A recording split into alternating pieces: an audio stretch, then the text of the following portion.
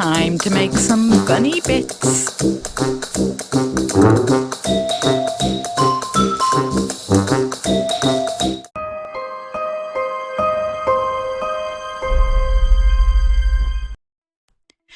So we're going to start by sculpting the nose and mouth. We're making some really basic prosthetics today, no complex moulding or anything like that needed.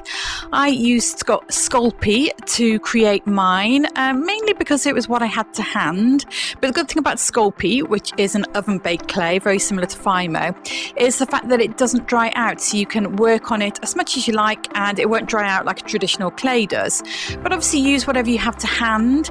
The bad thing about Sculpey is you can't really refine the details very easily in the way that you could with normal clay that you can smooth with water. However, for this type of prosthetic, it doesn't matter so much because we are painting the latex over the top of the prosthetic, so any detail needs to be kind of over the top because it will be lost a little in the layers of latex, which you will see in a moment. So as you can see, I just sculpted a basic muzzle bunny nose, and I'm just creating these kind of grooves in the bunny's muzzle just because I wanted it to look a bit kind of gnarly and a bit moldy and a bit kind of nurgled. I don't even know if that's a real word or if it's something that my family came up with, but there you go, Beauts. There's one for the old dictionary if you don't know it. Nurgled. Anyway, just creating the bottom part of the jaw in exactly the same way. These will be two separate bits which will allow me to move my jaw open and close in the way that you would normally open and close your mouth. And then I just grabbed some teeth that I made earlier with polymorph plastic. Polymorph plastic is just small beads which you put into very hot water and it melts, then you can mold it. Press the teeth in and then pull them out. And then it's ready for latex time. So you just want to start building up layers and layers of latex over the sculpt. Now you can see what I meant when I said that you aren't going to be picking up any fine details with this because we are literally painting the latex over the top. So any details that you do want to show on the sculpt, well, on the finished prosthetic I should say, should be a bit more over the top on the sculpt because then they will show when you've got the layers of latex kind of covering them. Now the other thing about Sculpey is you can't create very fine edges, so here you can just see me blending where the sculpture meets the face cast with some latex and cotton wool. This just means that when I put the prosthetic on my face, it will fit my face smoothly and you won't have that step from where the sculpture ended and the face cast started. You want to put about 4 or 5 layers of latex on and allow them all to dry along with the latex and cotton wool, and then it's time for powder. So apply plenty of powder. You can either use baby powder, you can use face powder, you can even use flour, and you just want to paint this along the edge of the latex as you pull it up off the cast because latex has a horrible habit of sticking to itself. Now, when you take the prosthetic off, you will realise that it's a little bit flimsy in the higher portions, like the nose and sort of like the fatter areas of the muzzle. So what you need to do is just reinforce these a little bit. So I just did this with a few more layers of latex over the top, and I also just built up some layers of latex and cotton wool over the top of the muzzle and underneath, just to reinforce it and make it a bit stronger. Otherwise it will just be really flimsy and it'll kind of collapse in on itself once it's on your face. I also wanted to create some more texture on the surface, so hence the cotton wool and latex, because those grooves were actually still a bit too deep even once I'd done the several layers of latex. So I'm just refining the details here, but you do you, whatever you want your bunny muzzle to look like. So here you can see me just reinforcing the inside like I mentioned earlier, and leave that to dry. Now let's make some bunny ears. Now I made these really simply just with some good old craft foam, so I just drew them out, and I wanted again for them to look really nurgled, really gnarly and kind of rotten, because this is an evil Easter bunny, not a nice Easter bunny. So I just created the shapes, cut them out, and then I folded the bottoms in on themselves and glued them down with PVA glue just to create that kind of folded in area at the bottom of a rabbit's ear. And then I just simply fixed those in place with some Kirby grips, and this just kept it in place while the glue dried. Now you can see the glue's dried and the ears are complete, except we need them to be a little bit more gnarly. So I just created some holes and just pulled them out by kind of digging them out with a compass. I didn't want them to be too smooth, so I didn't want to cut them out with scissors. And I used the compass point just to create some gnarly nurgled edges to the ears as well. And then I just created some texture and detail on the ears with some latex and cotton wool.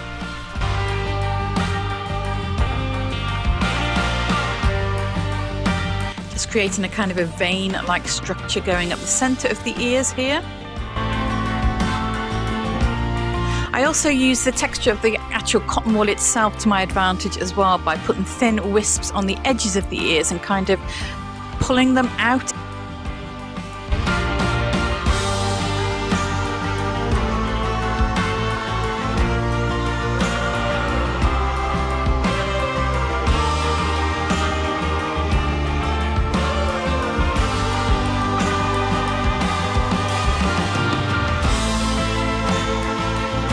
There you can see me doing what I've very eloquently just described. Repeating the same thing on the other ear and then leaving them to dry. Once all the latex is dry, it's time to paint the ears. Now we want to make sure that this rabbit looks really, really rotten. I actually found a reference picture of an actual rotting rabbit carcass to use as a reference.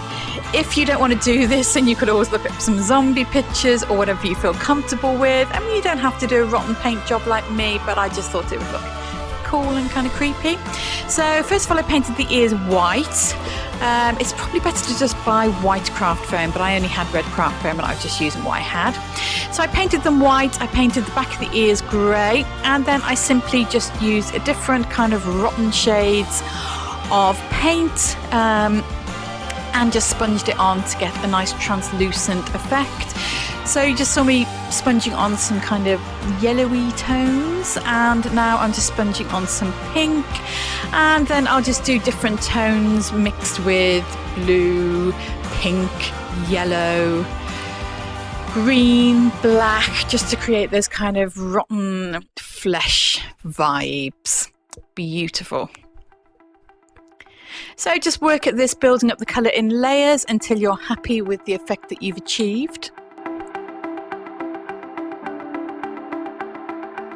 I used a mixture of paintbrush and sponge just to create a more random organic look to the paint job.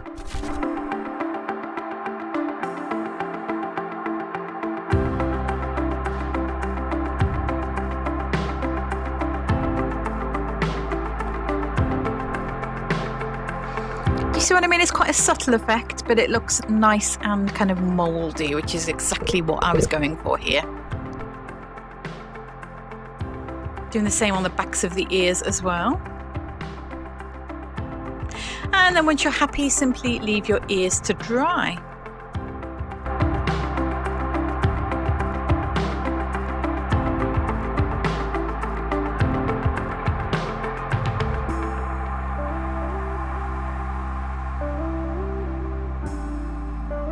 Once the ears are painted, it's time to paint the nose and mouth.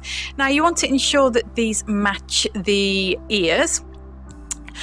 But the one thing we are doing slightly different here is we're mixing up what's called PAX paints. Now the reason we're doing this is because you need some flexibility in your paint, because if you just use normal acrylics like we used on the ears, what will happen as soon as the prosthetic flexes in any way, the paint will start to kind of crack and lift.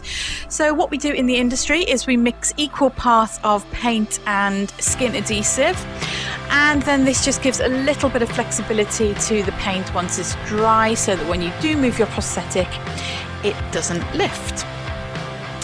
So as you can see, I just painted the muzzle white, and I'm painting the gum areas and the nose area pink, and I'm just basically simulating the rotten effect that I used on the ears, so using the same kind of colour palette, pink, blue, yellow, black, and just stippling those colours on with a brush and a sponge, again to get that kind of organic, mouldy, gnarly, nurgly texture. You can just make sure that your ears are nearby and just hold them up against the nose and the mouth just to ensure that you're creating exactly the same kind of colour palette and same effects as you have on the ears. Now, I also just create a little bit of detail around the nose with some alcohol paint. You can just use your normal acrylic paints for these, but I just wanted kind of the intensity of the alcohol paint, and I wanted to almost make the rabbit's nose look a little bit bloody, and also around the gums as well. So I just went in with a blood tone and then just really blended that out. And this just added something extra to it. It just gave a little bit of definition around the nose as well. Obviously, you'll be putting the teeth back into the muzzle, which you'll see in a moment. But it's far easier to paint the muzzle and the lower part of the mouth before you put the teeth back in, for obvious reasons. Just going in with some brown paint just to make the muzzle look even more nasty. Although the end effect of this was it did rather look like he had chocolate around his mouth. I don't know why my bun is a he, but he is now. So maybe in retrospect I wouldn't have done this, but I guess he's an Easter bunny, so you know, he'd be eating chocolate and all that. So once I was happy with the colours, I then went over with a really translucent layer of white just to make those colours look as if they're kind of underneath the skin rather than on top.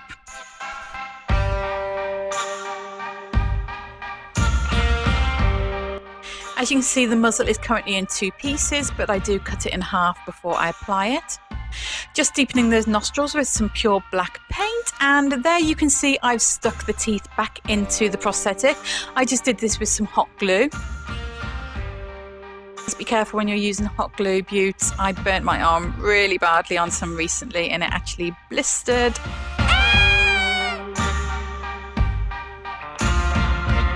So I'm just painting the teeth there, as you can see, with some yellow alcohol paints. And there we go, finished. We are done.